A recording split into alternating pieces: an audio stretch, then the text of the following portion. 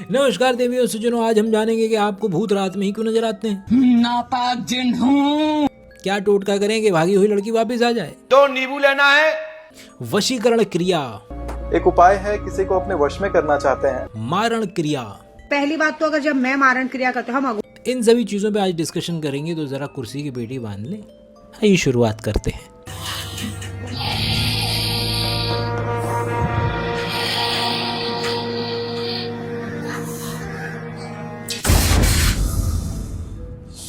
मैं नहीं कर रहा ये वाला पॉडकास्ट। अरे नहीं नहीं कुछ नहीं होगा, आपको कुछ नहीं होगा। नहीं यार, आपको कुछ नहीं होगा, चिंता मत करो, आप बैठो। नहीं इससे ज्यादा नहीं। अरे बैठो, आप कुछ नहीं है, तो छोटा सा ऐसे दिखाया मैंने आपके बोलने पे। बैठो आप, एक बार मेरे बैठो। पीछे से कोई खड़ा हो जाएगा यार। नहीं दोबारा नहीं होगा, ऐसा नहीं होगा। क्या भूत दिख सकते हैं? Answer is yes. इन लोगों की बात नहीं कर रहा हूँ, पॉडकास्ट वालों की, तो पागल बना रहे बैठ करके। लेकिन एक्चुअल में कई ऐसे केसेस होते हैं ना जहाँ पर लोगों का एक्चुअल में भूतों से एनकाउंटर हुआ है। Okay, story time. Vic Tandy engineer है, लैब के अंदर में जाता है, काम कर रहा है लैब के अंदर में। आंखों से साइड से देखता है तो एक ग्रे कलर का भूत नजर आता है, लेकिन जैसे ही देखता है गायब हो जाता है। अब ये बंदा इंजीनियर है, ये झूठ नहीं बोल सकता, ये फॉलो करता है, तरीके ढूंढता है कि क्या किया जा सकता है इससे। लॉन्ग स्टोरी को शॉर्टकट करते हुए, इसकी लैब के अंदर में एक पंखा लगा था नया। हमारे कान 20 हर्ट्ज से 20,000 हर्ट्ज तक सुनते हैं। ये पर्टिकुलर पंखा 19 दशमलव समथिंग पर वाइब्रेट कर रहा था। ये वाइब्रेशन हमारे कान नहीं ले सकते, लेकिन ये वाइब्रेशन हमारी आई बॉल्स ले सकती हैं, और उसने ली।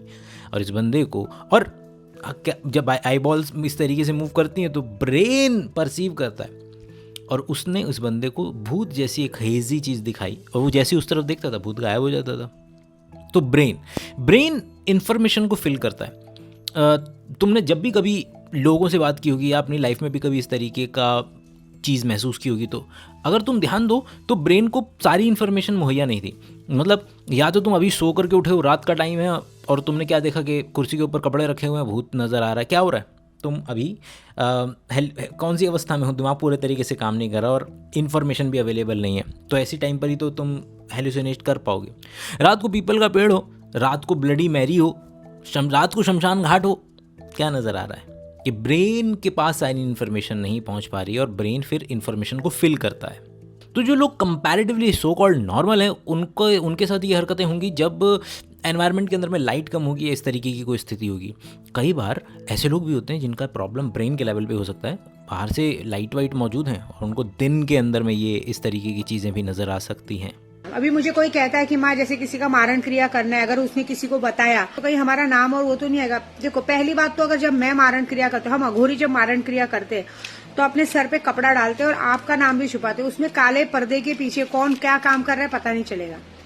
और मैं जब भी मारण क्रिया करती हूँ तो नेचुरली डेथ होगी, जैसे हार्ट अटैक आ जाएगा, कार एक्सीडेंट हो जाएगा। मारण क्रिया मतलब कि दूर से किसी व्यक्ति को मार देना। इनसे मिलिए, ये हैं डॉक्टर अब्राहम कोवूर। इन्होंने चैलेंज लिया, बोला कि भैया जिसके बस की आ जाओ। ये उनको 48 उन लोगों ने चार्म बना करके भेजे कि ये रखो, मरोगे हम मारेंगे तुम्हें। तो सबको रखा एक एक करके, यहाँ तक कि 33 तो वो सिल्वर और कॉपर के बने हुए थे, तो वो अपने साथ लिए घूमते भी रहते थे उसको। 80 साल की उम्र में किससे मरे? कैंसर से। कुछ सवाल सोच के देखो कि अगर दूर से मारना इस तरीके से संभव होता तो दुनिया के सारे सबसे पहले स्केप्टिक्स को ही नहीं मार दिया जाता। धुरंधर जैसी मूवी क्यों बन रही होती? रेपिस्ट को मारने के लिए हम फांसी क्यों दे रहे होते? जितने भी पॉलिटिकल असैसिनेशंस होते हैं, महात्मा गांधी से लेकर के बेनज़ीर भुट्टो तक, सबको दूर से ही मारा जा सकता था। आप बोल सकते हो अरे मैंने देखा है भाई, मेरे गांव के अंदर में हुआ भाई, एक बंदा था ऐसे ऐसे करके उसके ऊपर जादू हुआ था, मर गया था। Allow me to explain the neuroscience of it. वैसे तो कई तरीकों से व्यक्ति मर सकता है, हम देखते हैं कि एक तरीका क्या हो सकता है। उस व्यक्ति को एक्चुअल में लगना चाहिए कि उसके ऊपर काला जादू है, तो बॉडी क्या ट्रिगर करेगी? बहुत बेहतरीन स्ट्रेस रिस्पॉन्स। स्ट्रेस में आपके कुछ खास हार्मोन निकलते हैं, एपिनेफ्रिन, नेफ्रिन, एड्रेनलिन, कॉर्टिसोल खास करके। अब इनकी वजह से बॉडी का इम्यून सिस्टम नीचे की तरफ जाता है, सो कॉल्ड साइटोसोमैटिक इलनेस, क्योंकि you believe in it. Nocebo effect actual में एग्जिस्टेंस में आता है और आप सच में बीमार पड़ सकते हैं। और खुदा ना खास्ता अगर आपको पहले से कोई कंडीशन एग्जिस्टिंग में हुई तो वो और भी ज़्यादा वर्स्ट होती चली जाएगी। और अगर आप अगले कुछ दिनों में मरते हैं तो व्यक्ति क्रेडिट लेके जाएगा, हम मारे। Well the person almost killed himself by believing in it.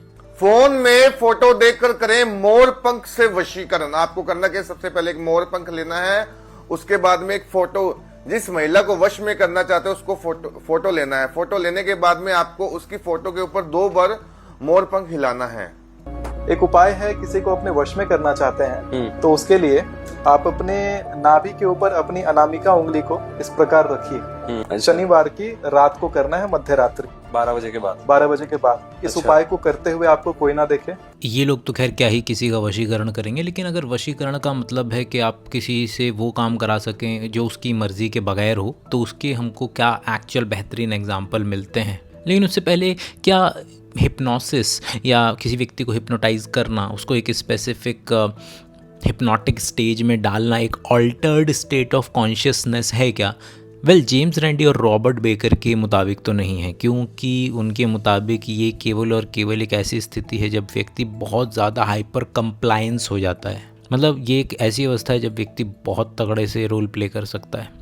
तो पेरिस में ये शो हो रहा था, तो एक लड़की को बोला हिप्नोटाइज़ किया, और यही वजह है कि किसी को भी उठा करके आप हिप्नोटाइज़ नहीं करते हैं। जब भी जादूगर चुनता है तो वो कुछ स्पेसिफिक सिम्टम्स देख करके चुनता है कि कौन कंप्लायंस कर पाएगा। खैर, तो इसको उठाया, हिप्नोटाइज़ किया, बताया कि ये देखो चाकू है, खंजर है, और जा कर के मार के आओ। उसने मार दिया।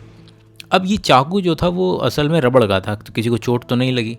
लेकिन वहीं पास में कुछ मेडिकल स्टूडेंट्स थे, उन्होंने देखा कि तो अभी इस हिप्नोटिक स्टेज में ही है, स्टेज के पीछे तुरंत गई, तो उसको बोला कपड़े उतारो।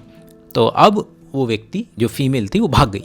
अब ऐसा हर केस में नहीं होने वाला है, मतलब it is very much possible कि जैसे कि डैरेन ब्राउन ने बोला जो रोगन के पॉडकास्ट के अंदर में कि जब वो लोगों को स्टेज पर हिप्नोटाइज़ करते हैं और बाद में स्टेज की बात जब उन्होंने पूछने की कोशिश की लोगों से अलग अलग जा कर के, तो कुछ लोग इतने ज़्यादा रोल प्ले में थे कि वो लोग बोलने से ही इनकार कर देते हैं। तो उन्होंने बोला कि नहीं सर, आपने वो हवा के अंदर में गिलास उड़ाया था, वो इनविजिबल गिलास था हवा के अंदर में। तो 2 बातें सीख सकते हैं। पहला कि हिप्नोसिस एक ऑल्टर्ड स्टेट ऑफ कॉन्शियसनेस नहीं है, जैसे कि कोमा या बेहोश हो जाना या स्लीप है।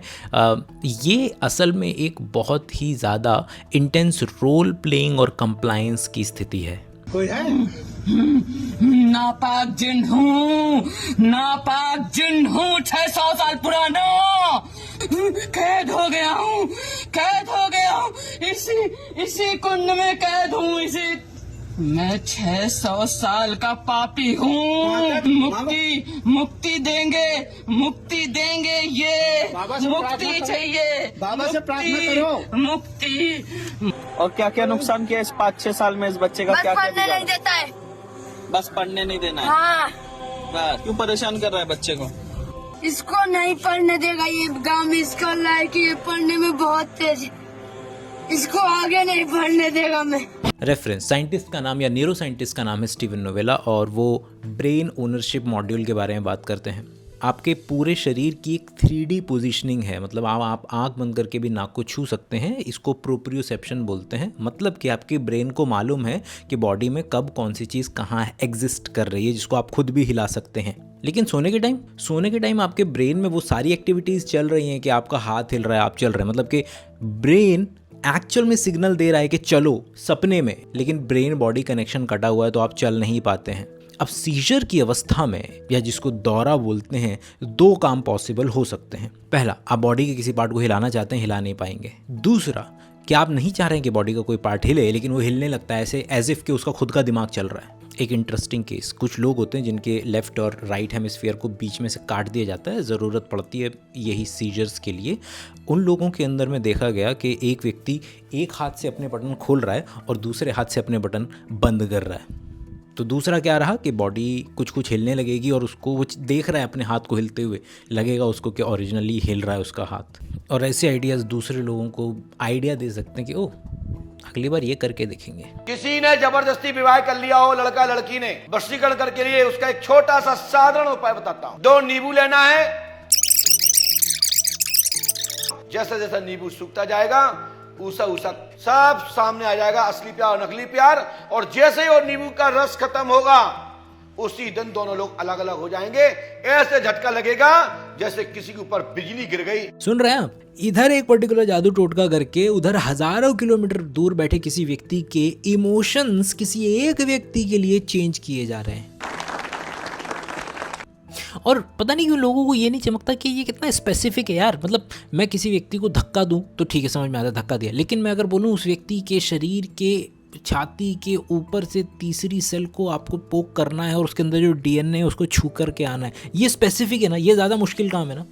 और लोग जादू टोना के अंदर में इतना स्पेसिफिक काम सबसे पहले कर देते हैं। एक हॉट टेक दूँ, इनकी लड़की नहीं भागेगी तो किसकी लड़की भागेगी? Allow me to explain. ये मिसोजिनिस्टिक, ये अजीब साउंड कर सकता है, but allow me to explain. वो पर्टिकुलर माँ बाप जो तैयार हैं अपनी बेटी अपने किसी दूसरे व्यक्ति को मरवाने के लिए कि हमारी बेटी उसके साथ भाग गई है, वो पेरेंट अच्छे पेरेंट होंगे क्या? वो पेरेंट अपनी बेटी के साथ उसकी इमोशनल बातों को लेकर के या उसके साथ जो हुआ है स्कूल में, कॉलेज में या उसकी ज़िंदगी के अंदर में, उसको लेकर के बातें करते, डिस्कशन करते होंगे क्या? I hope not. और उस व्यक्ति को अगर कहीं और से प्यार मिलेगा तो व्यक्ति कहाँ जाएगा? और ये लोग तो जा रहे हैं बाबाओं के पास काला जादू करवाने के लिए। इंडिया में इज्जत ही तो सबसे बड़ी परेशानी है। हमारी मम्मी को चाहिए फुल इज्जत। इज्जत, पैसा नहीं ना बाप के पास ना बेटे के पास, फिर भी मांग रहे हैं, उधार मांग रहे हैं लोगों से कि उधार मांग मांग कर शादी करवा रहे हैं। कह रहे दहेज में बहुत पैसा मिलेगा, अभी उधार दे दो। तो ऐसे डेस्परेट पेरेंट, अगर लड़की बालिग है तो पुलिस वालों से भी क्या कंप्लेंट करके क्या उखाड़ लोगे? लड़की तो अपनी मर्जी से गई है। तो लोगों को क्या चाहिए? Simple solutions. पैसा ले लो लेकिन काम करवा दो, नहीं तो फिर ऑनर किलिंग तो है ही। चलें जी, ये हो गया रेंट। अब थोड़ी सी साइंस की सी बात कर लेते हैं कि अगर तो बच्ची वापस आ गई जादू टोना करने के बाद, तो उसका पूरा क्रेडिट कौन खा जाएंगे? जादू टोना कराने वाले। और अगर नहीं खा पाए तो बोलेंगे अरे लड़के ने अपनी तरफ से और तांत्रिक बिठा रखे हैं भाई, यहाँ पर हमें और तगड़ा जादू कराना पड़ेगा, 10,000 रुपये लगेंगे। और फिर संकन कॉस्ट फैलेसी, क्योंकि आपने पहले ही 50 रुपये दिए थे वो काम कराने के, अब व्यक्ति अब एक कदम ज़्यादा बढ़ा करके मांगेगा तो आप वो भी देने की कोशिश करेंगे। जुए में जब आप थोड़ा सा पैसा हार जाते हैं ना, तो फिर आप और पैसा लगाने के लिए तैयार हो जाते हैं कि अरे इसको रिकवर करके लेके आएंगे, और इसको आप संकन कॉस्ट फैलेसी बोलते हैं। अब वापस आई भी तो कोई तरीका तो है नहीं हमारे पास ये पता करने का कि उस टोटके की वजह से हृदय परिवर्तन हुआ है। इतना ज़्यादा भसड़ वाला सिचुएशन है, संभावना है उसमें से एक के व्यक्ति जो है वो वापस आ जाए। तो यहाँ पर फॉल्सिफाइबिलिटी का जो कॉन्सेप्ट है वो लगेगा कि भाई अगर कैसे रूल आउट कैसे करोगे, पता कैसे लगाओगे कि आखिर यही तांत्रिक के कांड की वजह से जो है बच्ची जो है वापस आई है। अगर आप YouTube मेंबरशिप ज्वाइन करेंगे तो 400 घंटे का माल अवेलेबल है सीखने सिखाने के लिए, एकदम कड़क माल है ना। अगली बार तक के लिए अपना ख्याल रखें, बाय बाय।